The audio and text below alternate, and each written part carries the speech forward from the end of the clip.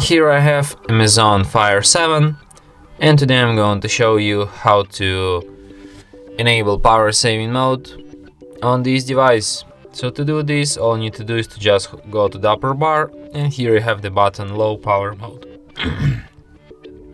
By tapping it once you can switch this mode. By holding your finger on it you can access some of its settings. For example, you can turn it on automatically at a specific battery level. So for example, like at 23%, this mode will be turned on automatically. So yeah, and that's it. Thanks for watching. If you find this tutorial useful, don't forget to hit that like button and subscribe to our channel.